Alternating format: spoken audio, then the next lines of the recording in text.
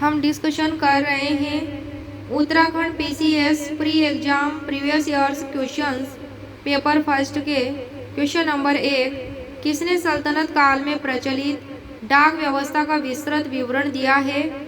Ibn Battuta ने। Ibn Battuta Morocco वासी था। इसे मोहम्मद बिन तुगलक दिल्ली का काजी नियुक्त किया था। मोहम्मद बिन तुगलक ने किसे दिल्ली का काजी नियुक्त किया था? इब्न बतूता को। कालांतर में इसे दूत बनाकर चीन भेजा गया था। इब्न बतूता को। फारसी भाषा का सर्वश्रेष्ठ भारतीय कवि कौन था? अमीर खुसरो। अमीर खुसरो का जन्म एटा जनपद यानी कि एटा जिला जो उत्तर प्रदेश का है वहाँ हुआ था। एटा जिला में पटियाली गांव में हुआ था 1253 ईस्वी में। निजामुद्दीन औलिया के शिष्य थे अमीर खुसरो। वो प्रथम भारतीय लेखक थे जिसने हिंदी शब्दों और मुहावरों का प्रयोग किया था। जियाउद्दीन बरनी मोहम्मद तुगलक के दरबार में नदीम के पद पर रहा। तारीख फिरोज शाही और फतवाए जहांदारी की रचना की थी जियाउद्दीन बरनी ने। फरिश्ता जिसका नाम मोहम्मद कासिम हिंदू शाह था की प्रमुख पुस्तक का नाम तारीख फरिश्ता था। नेक्स्ट है क्वेश्चन नंबर 2। 4 बाहरी आक्रमणों को कालक्रमानुसार अवस्थित करें। पहला है अहमद शाह अब्दाली के द्वारा, दूसरा चंगेज खान, तीसरा नादिर शाह और चौथा तैमूर।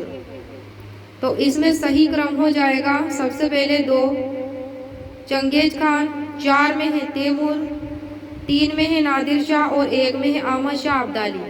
यानी कि सबसे पहले इन चारों ऑप्शन में सबसे पहले जो आक्रमण हुआ था चंगेज खान का हुआ था, फिर तैमूर का, फिर नादिर शाह का, फिर अहमद शाह अब्दाली का। जो चंगेज खान का आक्रमण हुआ था इल्तुतमिश के समय हुआ था। किसके समय में हुआ था? इल्तुतमिश के समय में हुआ था। तैमूर का आक्रमण 1398 में नासिरुद्दीन महमूद के समय हुआ था। नासिरुद्दीन महमूद के समय आक्रमण हुआ था तैमूर का 1398 में। तीसरा है नादिर शाह। नादिर शाह का आक्रमण 1739 में हुआ था मोहम्मद शाह रंगीला के समय।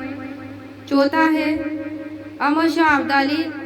अहमद शाह अब्दाली का आक्रमण 1761 में अहमद शाह के समय में हुआ था। नेक्स्ट है क्वेश्चन नंबर 3। बेमनी राज्य की स्थापना किसने की थी? तो ये अलाउद्दीन हसन ने की थी। 1347 में जफर खान ने यह उपाधि धारण करके बहमनी राज्य की स्थापना की थी। नेक्स्ट है क्वेश्चन नंबर 4। वैदिक ग्रंथों के प्रसिद्ध भाष्यकार सायण किस एक काल में सक्रिय थे? तो विजयनगर के राज्यकाल में वे 24 वर्षों तक विजयनगर साम्राज्य के सेनापति और अमात्य रहे हैं सायण। नेक्स्ट है क्वेश्चन नंबर 5। सूची 1 और सूची 2 को सुमेलित करो। ए में है आदिल शाही और बी में है कुतुब शाही, सी में है निजाम शाही और डी में है शर्की शाही। तो आदिल शाही को सुमेलित करेंगे हम बीजापुर से, कुतुब शाही को गोलकुंडा से, निजाम शाही को हैदराबाद से, शर्की शाही को जौनपुर से। इस प्रकार से क्रम व्यवस्थित है। संबंधित नोट है बीजापुर राज्य में आदिल शाही वंश की स्थापना वर्ष 1489 1489 ईस्वी में यूसुफ आदिल शाह ने की थी। कुतुब शाही वंश की स्थापना गोलकुंडा में कुली कुतुब शाह ने 1512 से 18 ईस्वी में की थी। कुतुब शाही वंश की स्थापना गोलकुंडा में किसने की थी? कुली कुतुब शाह ने। और कब की थी? 1512-18 ईस्वी में। मलिक अहमद ने अहमदनगर में वर्ष 1490 ईस्वी में निजाम शाही वंश की स्थापना की थी। शर्की शाही वंश की स्थापना जौनपुर में मलिक सरवर ने 1397 में की थी। किसने की थी? शर्की शाही वंश की स्थापना मलिक सरवर ने की थी जौनपुर में 1397 में। नेक्स्ट है क्वेश्चन नंबर 6। नागार्जुन सागर बांध बना हुआ है तो कृष्णा नदी पर बना हुआ है। तेलंगाना राज्य की प्रमुख नदी घाटी परियोजना है नागार्जुन सागर परियोजना, जिसका निर्माण 10 दिसंबर 1955 में हुआ था। किसके द्वारा किया गया था? प्रधानमंत्री जवाहरलाल नेहरू के द्वारा। शुभारंभ कब हुआ था इसका? 1967 में। बांध बनाते समय बौद्ध धर्म के अवशेष यहाँ से मिले थे, नागार्जुन सागर बांध में।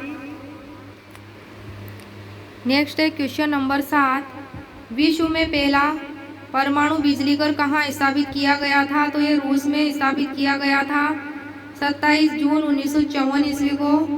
नेक्स्ट है क्वेश्चन नंबर 8, कंप्यूटर हार्डवेयर जो आंकड़ों की बहुत अधिक मात्रा का भंडारण कर सकता है कहलाता है? तो यह डिस्क कहलाता है। हार्ड डिस्क सूचनाओं का अथाह संसार है जिसमें कंप्यूटर सिस्टम की सभी सूचनाएं सुरक्षित रहती है, बिना कमांड दिए इन्हें किसी तरह से समाप्त नहीं किया जा सकता है।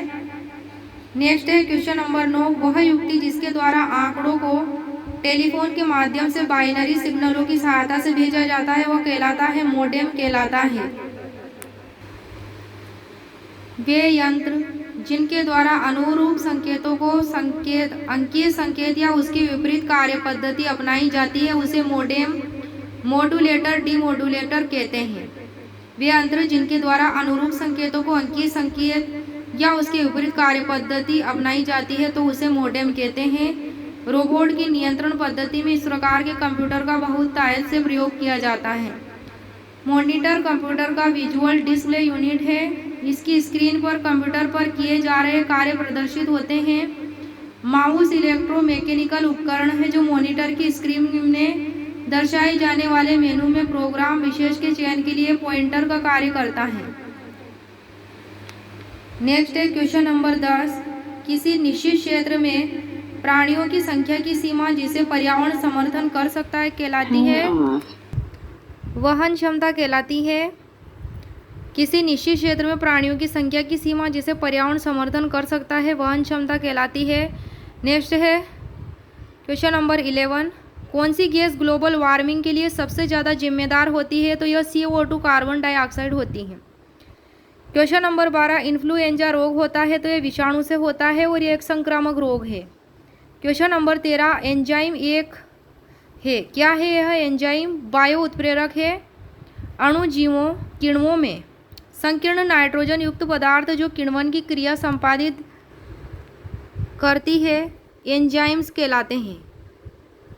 कौन कहलाते हैं? एंजाइम्स। अणुजीवों में संकीर्ण नाइट्रोजन मुक्त पदार्थ जो किण्वन की क्रिया संपादित करते हैं एंजाइम्स कहलाते हैं। एंजाइम मुख्यतः प्रोटीन होते हैं। क्या होते हैं ये?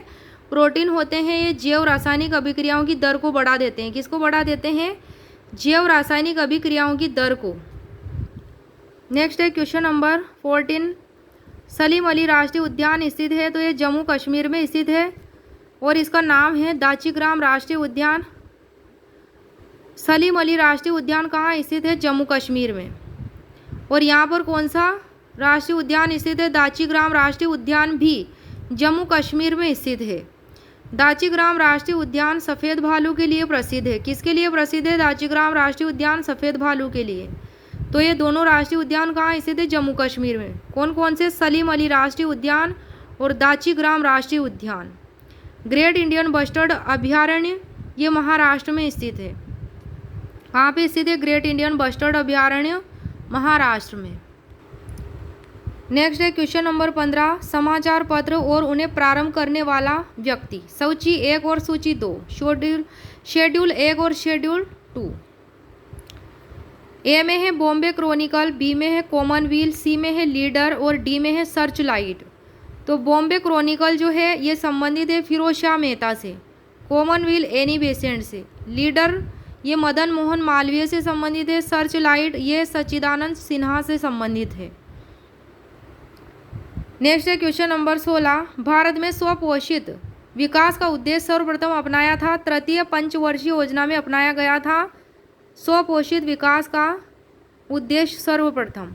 इसमें तृतीय पंचवर्षीय योजना में। प्रश्न नंबर 17, इग्नाइटेड माइंड्स के लेखक कौन थे? तो ये अबुल पाकिल जैनुलाब्दीन अब्दुल कलाम थे, APJ अब्दुल कलाम थे। विंग्स ऑफ फायर भी इन्होंने ही लिखी APJ अब्दुल कलाम ने, और ये भारत के 11वें राष्ट्रपति थे। कौन? APJ अब्दुल कलाम कौन थे? भारत के 11वें राष्ट्रपति रहे हैं। इग्नाइटेड माइंड्स लिखी है पुस्तक और विंग्स ऑफ फायर लिखी है। नेक्स्ट है क्वेश्चन नंबर 18।